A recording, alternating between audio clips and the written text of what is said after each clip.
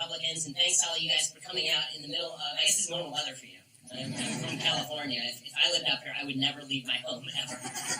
This is crazy. Okay, so I'm going to start off with November 2015. In November 2015, over at Vanderbilt University, something horrible happened. There were a bunch of students there, particularly people of color, and they decided that they were going to be protesting along with this nationwide movement to protest by people of color about how college campuses were racist, terrible places filled with discrimination. And this particular set of students wanted a set of diversity classes, so they did a march to the chancellor's office. The next day, they wake up in the morning, and outside the Black Cultural Center, they find a bag of dog crap. It's a paper bag of dog crap. And this, of course, is the end of the world. And somebody has committed some sort of hate crime. So they released a statement calling the university racist and talking about the isolation of students of color and talking about how this is just pure evidence that Vanderbilt University is a place that is not welcoming to black students. There's only one problem. The police do a full investigation of this whole thing. They find out where the bag of crap came from. It turns out the bag of crap was put there by a blind girl with a service dog. And the reason that she put it there is because as a blind person walking at night, she couldn't find a trash can. And what you're supposed to do is leave it next to an attended area, some door somewhere, where someone will pick it up and throw it in the garbage. So do the black students who've been protesting the administration say, well, oops? No, instead, they say that this just demonstrates that on this campus, people with disabilities are also marginalized. And this seems to be the general tone and tenor of how things are going on America's college campuses. Everyone is a victim, and you get a certain number of virtue points if you are considered a victim. This is all an outgrowth of a theory called intersectionality, which, this seems like a productive university. I mean, I heard you have majors like welding here, so you actually are here to get a job afterward. But at a lot of universities, half the students are majoring in gender studies and lesbian dance theory and all the rest of this. And so those people are particularly interested in victim status. If you have victim status, then you are a hero on campus. You don't actually have to do anything good. You don't have to promulgate good ideas. All you really have to do is be a victim. Everything's about your identity as a human being. And there is, fortunately enough, a hierarchy of victimhood. Because not everybody can be an equal victim. Some victims are more equal than others. So there are some victims who are really high on the scale and some victims who are really low on the scale. So at the top of the scale, you have folks who are LGBT. Folks who are LGBT have the highest number of victim points in this magic Super Mario video game of victimhood. And then after that come black folks. And then after that come Native American folks, and then Hispanic folks, and then females, and then Asians, and then Jews near the bottom. And then down there at the very bottom are the straight white males. Those people are not the victims. Those are the victimizers. Those are the bad guys. Those are the people who are responsible for all the ills in the world. All of the victims are victims, but only victims at the hands of those straight white males. Now, it gets a little more complex because what if you fulfill two of these categories? What if you're half Hispanic and you're half black? What happens if you're Barack Obama and you're half black and you're half white? Is your white half victimized or black half? Nobody really knows. It gets very confusing very quickly. But since everyone has a little bit of victimhood, we can all claim that we have a little bit of virtue, and then we can rip the system. Because this is the thing. The system is unfair to everyone. The system has victimized everyone. And if you get to claim victimhood, it means you don't actually have to work hard. It means you don't actually have to achieve. It means you don't have to blame yourself when things go wildly wrong. Right? So long as things are going right, nobody feels the need to do any of this stuff. But if you get a bad grade, and you happen to be a Hispanic person, it's a lot easier to say, I got the bad grade because society victimizes Hispanic people, than it is to say, maybe I should have blown off the frat party and studied.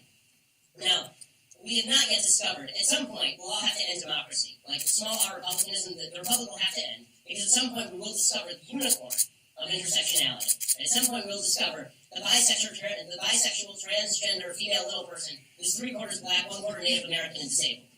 When we find that person will have ultimate moral authority, and we will all have to just bow before her and him. Right? We'll just have to decide this is the person for whom all of the universe was created. This person has been victimized by everyone on the planet, and this person therefore has ultimate moral authority. All the rest of you shut up. We found the unicorn. But we haven't actually found that yet, so instead we have to have a bunch of fights where certain groups tell other groups they have to shut up because they're part of the victim group, and the people who are talking are not part of the victim group, so shut up. Now, all of this is designed, in reality, to do two things. It creates what I like to call, we talk about white privilege a lot, this creates what I like to call victim privilege. Okay, so victim privilege comes along with two privileges. First, you're the only one who gets to talk. And if you watch the Democratic National Committee hearings, they had a bunch of hearings for various candidates who want to be the head of the DNC. There was actually a white lady who got up and she said, it's my job to tell all the other white folks to shut up when we're talking about issues that affect black people. Right, so that's the nice thing about being in one of these victim groups is you get to tell everybody else to shut up, which is nice, because when they shut up, you win. And second, you actually get to hurt people. Because if you're a victim, you get to say that somebody else is the victimizer. Well, if you're the victim of the victimizer, what do you get to do to that person? You get to punch them. You get to do something violent. And that's how you get to the culture on campuses of microaggressions and safe spaces. So apparently, I've heard that every dorm here has a safe space sign. Every RA has a safe space sign on their door here, which is weird since, I mean, you guys all seem relatively safe. I'm not seeing riots, and maybe in Marquette in a couple days, apparently we will see riots there, but here it seems relatively safe. It seems like you're able to be okay and say what you want to say without people getting beaten down in the snow. And apparently, but I will say that there may be, you'll have to tell me, is it possible there's a political bias when it comes to safe spaces? Because at college campuses across the country, there is. If you're on the left, it's a safe space. If you're on the right, not so much of a safe space. I've heard that there's a professor who put a note on his door and said that President Trump is, quote, a shit sandwich, homophobic, misogynistic, racist ass clown, which I guess means that he didn't get his degree in welding. And another professor here has a picture of Mike Pence labeled American Taliban, which is weird because Mike Pence doesn't have a beard. But the question is, if somebody put up a sign on their door here that said that about Barack Obama, and called him a shit sandwich of a human being, right? Would there be consequences? I assume there probably would, because in most college campuses, the safe space thing only runs one way. And the microaggression thing is designed to make people feel as though they have the right to be offended, even if they really don't have anything to be offended about. So I'm hearing that there was an email sent to all members of the honor program here, stating the election of Donald Trump has emboldened elements in our society who are dedicated to spreading hate and intolerance, and students should make each other feel comfortable, or else a student may be dismissed from the program when they fail to maintain a record of good citizenship. So my only question is, what does good citizenship mean? I disagree with you. Does that mean that I have violated good citizenship? Is that a microaggression? Because this is how the left has traditionally interpreted microaggressions. Microaggressions, the very term, suggests, number one, that's an aggression. Somebody's aggressed you. And number two, that it's micro. It's like really, really small. So it's not that someone came out and, for example, called you a shit sandwich, racist ass clown. It's that somebody said something like, where are you from? Seriously, on college campuses all over the country, if you say to people, where are you from, this is considered racist. Because it implies that you're not from here, which is racist. It's also stupid, because I'm talking to you, I assume you weren't born, like, right here, like, on this spot. Where are you from seems to be a fairly normal question, but that's not unusual on campuses. They have full classes devoted to teaching people just how offended they should be, just how they can put themselves in the victim category without even having to be offended, without even having to be a victim. The result of all of this, if you teach people that they are victims, incessantly, if you tell them they are victims of American society, if you tell them they ought to be offended by every single little thing, and then you tell them that them being offended is just a result of aggression, they were microaggressed, the predictable result is violence. And this is what you've actually gotten on some college campuses. So you see a riot over at Berkeley last week because Milo Yiannopoulos says terrible things. Okay, I'm not a Milo Yiannopoulos fan. I'm happy to explain why later. But, I'm sorry, riots are not called for just because you disagree with somebody. There's this whole debate that's broken out all over the country now, whether it's okay to punch a Nazi. No, it's not okay to punch a Nazi unless the Nazi is fighting you in the battlefields of Normandy. Okay, if there's a guy walking down the street wearing a swastika armband, your best option is to point and laugh at him because he's clearly mentally having problems. It's not to punch the guy in the face. Because the problem is, once you say it's okay to start punching people for offending you, then you can punch anyone who offends you. Then you can riot, you can hit them with batons, you can set things on fire. And this is actual fascism. All the bad people in history believed they were victims. Everybody who believes they're a victim doesn't mean they're a bad person. There are lots of victims who are wonderful people. But everybody who is a bad person in history has believed that they were a victim of someone else, and now it is their job to act out in aggression against the person who victimized them. And this is happening increasingly at college campuses. It's why when I spoke at Cal State Los Angeles last year, there was a near riot there. I actually had to be rushed in by like 20 armed police officers. They had to escort me off campus with flashing lights. There were helicopters. It was crazy. And when I was at DePaul, I wasn't even allowed to set foot on campus at DePaul. They were afraid that if I said the same things I'm telling you, that all of the snowflakes would melt and everyone would start weeping, and that all of some breakdowns, and they couldn't study lesbian dance theory properly, and they would have to be reduced to studying gay dance theory. And then so literally, I went to DePaul, this is a few months back, and they literally threatened to arrest me if I put my foot on the campus. We had to hold the event somewhere else. And you can watch it, you can look at the videos. It's really bizarre. I walk up and there's this 9-foot-tall security guy looking down at me and saying to me, if you literally put your foot here, I'm going to arrest you. They brought out a sheriff from Cook County to take me to jail if I stepped on campus because mustn't offend. And that's the essence of fascism. Here's the rule. Whoever brings the guns to the discussion is the fascist. Now, here's the dirty little secret about all of this. It's not just that I think that victimhood mentality is bad and counterproductive, which I'll talk about in a second. It's also a lie. I hate to break it to everybody who's built their identity around you're a victim. You're not. In America, you're probably not a victim. If you are a victim, it's probably by an individual, and if you're being victimized by an individual, you should report it. It's probably a crime. If somebody is victimizing you, if somebody's a racist that you know about, please tell me about it so I can picket that business with you. If somebody is truly engaging in evil behavior, we're all on the same side, right? Nobody wants to see bad people prosper. But the idea that American society is dedicated to beating down black people, or beating down gay people, or beating down women is just a lie. It is not true. This is where you hear about white privilege all the time. And shut up, because white privilege. Hey, look, it is true. American history is replete with racism. Anybody who denies that would be stupid. And some people are still affected by the racism of the past. If your grandfather wasn't allowed to get a job, he has less wealth to pass on to your dad, who has less wealth to pass on to you. But we can't fix where you start in life. There's no way to do that. We're not God. Government's not God. And what's more, if you try to fix where people start in life by invading the rights of other people, you are now doing someone else a disservice.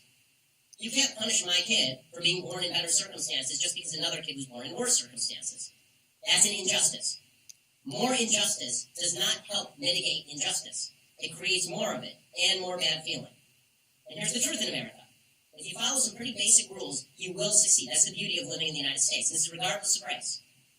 According to the Brookings Institute, a left-leaning institute, if you want to not be permanently poor in the United States, it has nothing to do with your skin color. If you don't want to be permanently poor in the United States, you follow 3 rules. You get married before you have babies, you finish high school, you get a job. That's it. You do those 3 things, you will not be permanently poor in the United States of America. According to Brookings, only 2% of Americans who have followed those 3 rules are in poverty. 75% of people who are poor and follow those 3 rules are now in the middle class. And you're all capable of that. I mean, you're already number one. It looks like everybody here basically who's finished high school. I assume that you're all capable of getting a job. And I know that you're all capable of not having sex without that thing on it before you're married. I think you can fulfill all of these rules and therefore not be poor. And that doesn't have anything to do with color. It just has to do with behavior. And here's the proof that behavior matters and not color. Okay, the poverty rate among white non-married families in 2008 was 21.7%. So white single moms is nearly 22% in 2008. What was the black poverty rate for married couples that same year? 6.9%. So what happened to white privilege? It just disappeared. I thought black people are invariably worse off. No, it turns out that people who make good decisions are invariably better off. And by the way, the idea that it's only white people who are keeping down black people, it's all racism, that would fail to explain why it is that the highest median income racial group is Asian folks. Is that Asian privilege? Is it because the Constitution is written in Korean? Or is it because people are making better decisions inside Asian communities than they are inside some white communities, some Hispanic communities, some black communities? People talk about white privilege with regard to crime, as though the police, the fine folks who sit around here, and thank you for your help today, as though the police are going around randomly arresting black people just for being black. That's a bunch of crap. It's not true. Felonies are under-prosecuted in the black community because black communities are under-policed, and there are too many people who won't be witnesses in the black community. Police are less likely to kill black people than white people in similar shooting circumstances. In 2015, cops shot 987 people. A huge majority of them were armed or threatening deadly force. Blacks represented 26% of the people shot. They represent about 12.6% of the population. So, that seems disproportionate, right? Well, it would until you realize that nearly 50% of all murders in the United States are committed by black folks. Again, this has nothing to do with race. This just has to do with breakdowns in statistics. Police officers are almost 19 times more likely to be shot by a black male than an unarmed black male is to be shot and killed by the police. And by the way, the stuff that you're going to hear in all your sociology classes, if you have them up here, okay, all this stuff about implicit bias tests that you hear about, you just go online and you take this magic test and it tells you if you're a racist, bunch of crap. It's not true. Implicit bias tests are flawed, deeply flawed. They are not replicable. You can take the same implicit bias test twice, and one time will show you're a racist, another time will show you're not. And there's no correlation, none, between your implicit bias test that shows you're a racist and actual racist behavior. And I know that because the creators of the implicit bias test have said so. Hey, how about women? Women who think that they're victims. I keep hearing that women in the United States are victims. No, you're not. Sorry. It's funny that this isn't an uplifting speech. It's an oppressing speech for so many people. I'm not a victim. What am I going to do now? Like, be the person and have a great life. That's what you're going to do. Like, you say to people they're not victims, and it's like you're taking away their identity. They feel terrible about themselves. Oh, God, now what am I going to make of myself? Women are not victims. And people who are anti-abortion are not anti-abortion because they want to victimize women. People who are anti-abortion are anti-abortion because they don't want women to victimize babies. And no one cares about your esophagus. When you say, keep your hands off my body, I'm not interested in your body, lady. I'm married. And the only thing I'm interested in is the baby that's growing inside your body that has bodily integrity outside of you and is a separate human. And that has nothing to do with sexism. That has everything to do with protection of human life. By the way, you want to protect women abroad, maybe the place to start is by banning sex-selective abortions. More women are killed in sex-selective abortions than are killed in the United States every year around the world. Okay, how about the idea of the wage gap? We hear this one a lot. We saw this at the Audi commercials. I assume everybody saw the Super Bowl. You saw that stupid Audi commercial? This idiotic Audi commercial, one that shows this little girl driving around, and she's driving in her little go-kart, and the narrator's saying, how can you tell your daughter that one day she'll be poor, barefoot, and pregnant in the future? And then they get an Audi, and they're like, but at least she's in an Audi. The funniest thing about that particular ad is that somebody tweeted at Audi, Audi, you pay women less than you pay men. And Audi immediately responded, well, actually, we pay women exactly the same as we pay men when you take into account the amount of time in the workforce, the number of hours they work, and their job descriptions. Right, just like the rest of the United States. The wage gap is a myth. It does not exist. In fact, in 147 out of the 150 most populous cities in the United States, women who are just fresh out of school, have the same degrees as men, don't have kids, and spend the same amount of time in the workplace earn significantly more than men, according to Time magazine. So that just is nonsense. By the way, 55% of college students are women. 55% of voters are women. 50% of people with graduate degrees are women. Does that sound like a victimized population to you? It sounds like women, if they banded together and vote, could enslave all of us. Okay, so this idea that there's some poor Pecon minority and all the men are running things, if we figured out the scam how to run things, then life would be very different because men are pigs. Okay, men are pigs. But our piggishness has not prevented women from rising in society and becoming a majority of voters, a majority of college degree holders, a majority of grad school students. By the way, and also I'll mention the rape culture thing here. You keep hearing this myth that's going around about rape culture, how if you're a woman on campus, that you are undoubtedly going to be raped. One in 4 of you will be raped, 1 in 3 of you will be raped. Everybody's just running around raping. It's a rape fiesta. It's a party of rape. No, that's not true.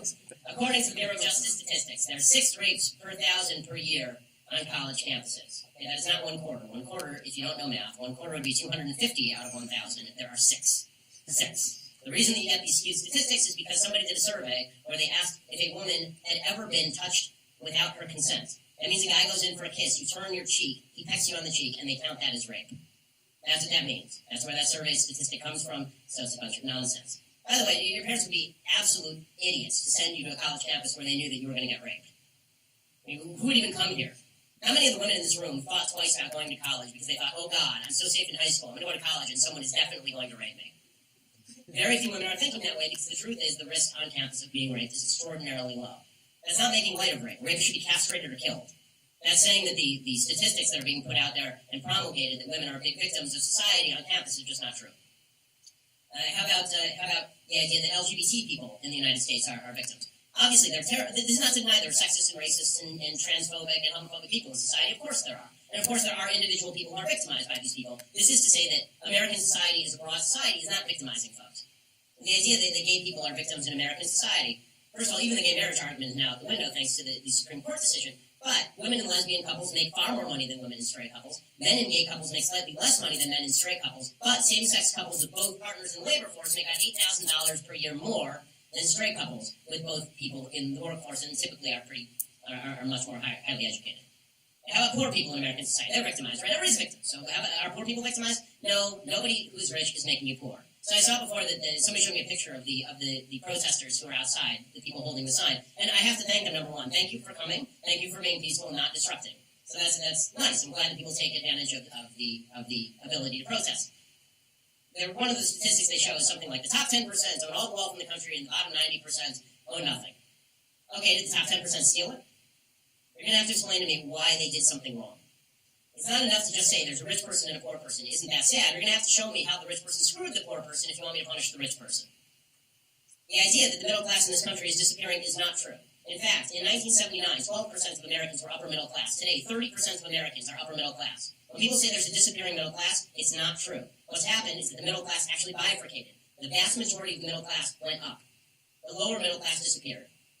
American income mobility, you keep hearing that the American dream is dead. You heard this from both sides of the aisle. You heard from Trump and Bernie Sanders. The American dream is dead. It's not dead. Income mobility is statistically exactly the same as it was in the late 1970s, and we actually have the same income mobility levels as European countries when you take out the confounding factors. Factors like single motherhood.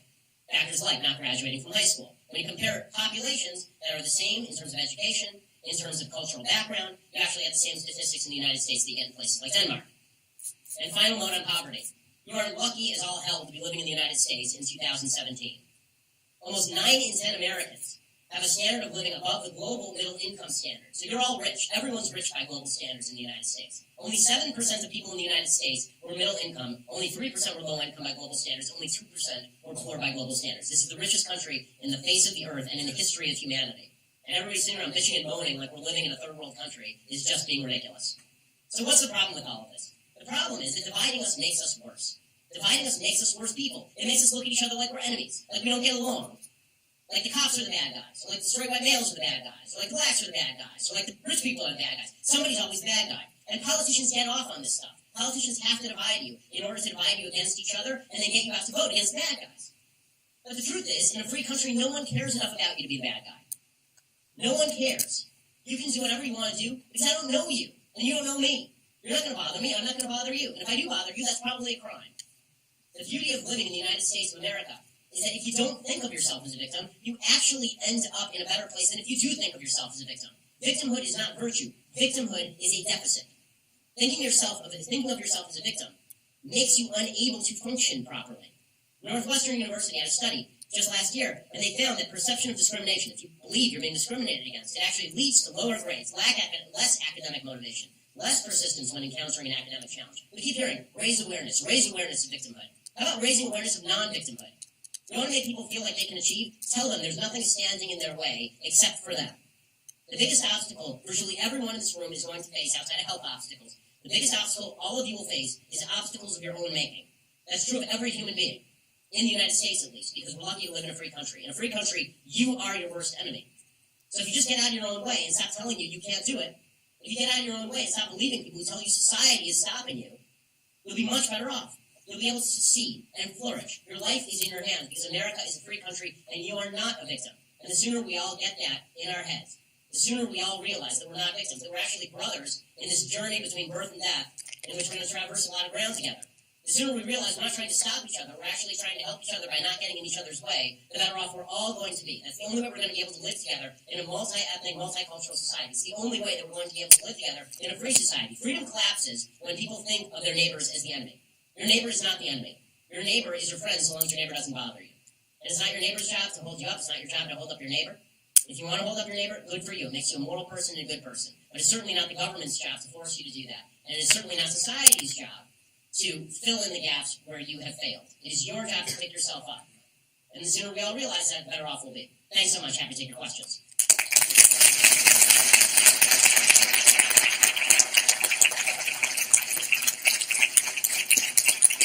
You folks are going to line up at the microphone.